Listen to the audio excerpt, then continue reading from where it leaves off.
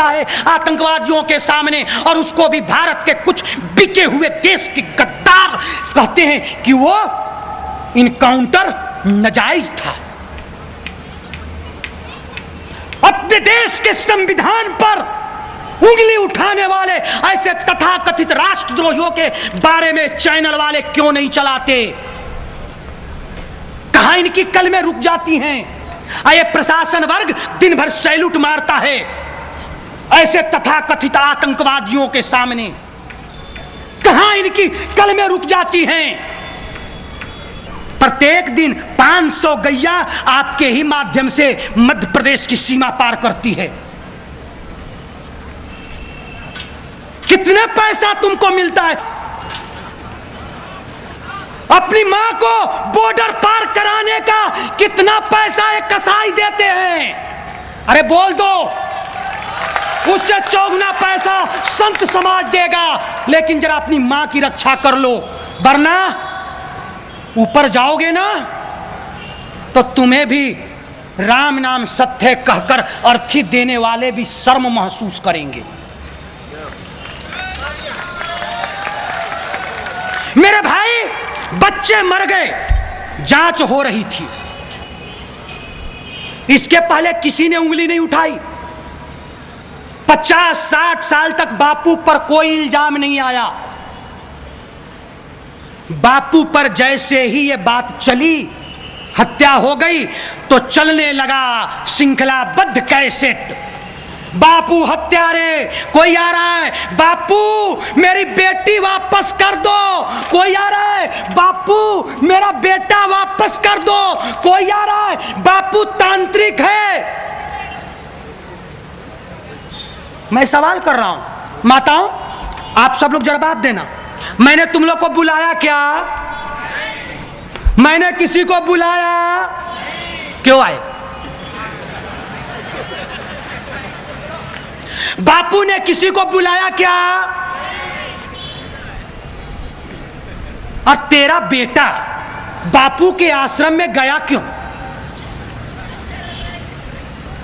अरे तुम कैसे बाप हो कि तेरा बेटा अपने बाप की जागीर को लात मारकर बापू के चरण में चला गया? इसका अर्थ है कि बापू ने अपने बाप से ज्यादा अपने प्यार दिया। तुम मेरे बेटे थे, तुम मेरे सीने में आए, मेरा दायित्व था तुम्हें सीने से लगाना। मैंने सीने से लगाया, इसमें मैं कहां दोषी, बापू कहां दोषी? लेकिन तुम कितने नालायक निकले कि अपने बेटा को बेटा बनाकर भी नहीं रख सका। कोई आ रहा है, बापू मेरी बेटी वापस कर दो। क्या बापू ने तेरे बेटी को पकड़ के घर से ले गए थे? मैं सवाल पूछ रहा हूं। जानते हो पत्रकार बंधु, तुम लोगों ने जितना चैनल चलाए हो, कृपया एक प्रशासन वर्ग को दे दो जी, एक प्रशासन को दो, और एक पत्रकार बंधु, जितना तुमने कैसेट चलाए हैं, ये सारे कैसेट का सबूत बाइक तुम्हारे पत्रकारों को ले जाकर मैंने साबित कर दिए कि तुमने जितने बापू पर इल्जाम लगाए थे वो सब के सब निराधार थे।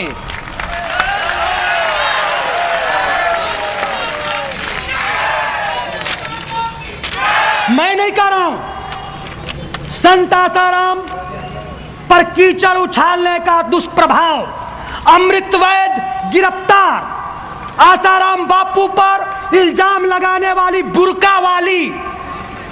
अरे बुर्का वाली क्यों हो गई भाई? सिंदूर वाली बापू के पास जाती तो मेरे को कुछ समझ में आता।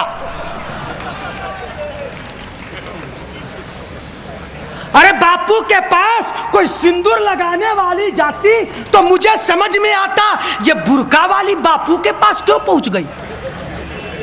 अरे वो तो टोपी वाले के पास जाना चाहिए था ना।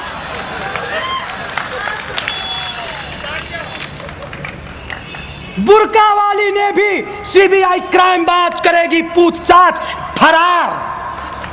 नानाजी देसाई गुंडा एक्ट में गिरफ्तार।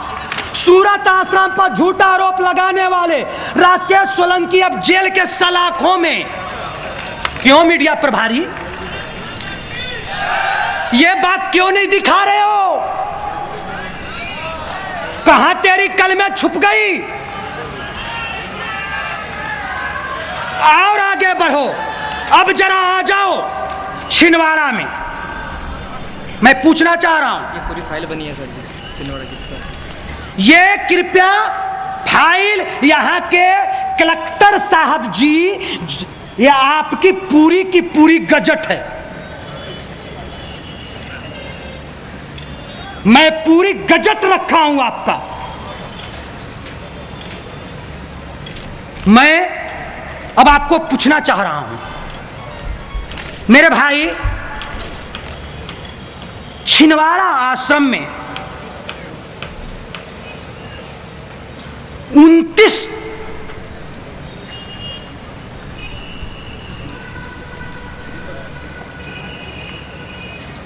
और 3 तारीख को महीना 6 2008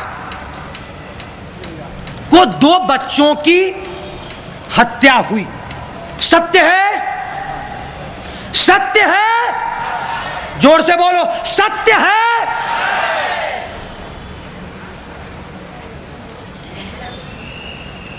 बच्चों की हत्या कैसे हुई?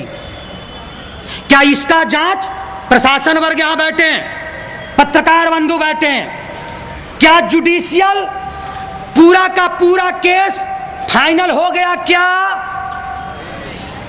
बोलिए। मीडिया ने कैसे कहा कि छिंदवाड़ा आश्रम के बच्चों का हत्यारा बापू है, और जिसके बच्चे मरे वो मेरे बेटे के बच्चे थे।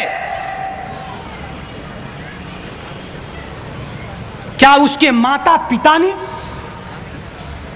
प्रशासन के सामने कोई आसाराम बापू पर केस दफा लगाई क्या? क्वेश्चनवाचक चिन्ह। अगर जिसके बच्चे मरे उसके माता पिता ने केस दायर कलेक्टर के यहां गुहार लगाई क्या कि बापू ने मेरे बच्चे को मारा? नहीं लगाई ना? प्रशासन वर्ग आप सुन रहे हैं, अब पत्रकार बंधु कृपया आप भी सुन रहे हैं। जिसके बच्चे मरे उन्होंने अभियोग नहीं लगाई। प्रशासन का काम है, निष्पक्ष जांच होनी चाहिए, जुडिशियल होनी चाहिए, और सजाएवार को फांसी मिलनी चाहिए। मैं भी कह रहा हूं,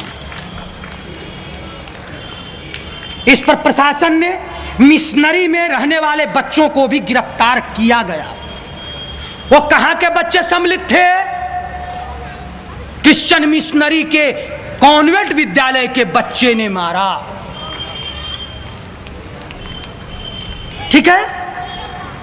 इसको मीडिया ने इतना चलाया, बापू हत्यारे, बापू हत्यारे, बापू हत्यारे। तो मैं कृपया आप लोगों से पूछना चाह रहा हूं, अब मध्य प्रदेश की प्रशासन, यहां का कलेक्टर, यहां का एसपी, यहां का डीजीपी से पूछना चाह रहा हूं कि बापू के आश्रम को बदनाम करने के लिए केंद्र में बैठी सरकार, जो राम को गाली देने में बाज नहीं आती, जो राम सेतु को तोड़ने में बाज नहीं आती, जो मंदिर और गौ हत्या पे रोक नहीं लगाती, जो संतों को फंसाने में बाज नहीं आती, उनके द्वारा पोषित छिंदवाड़ा आश्रम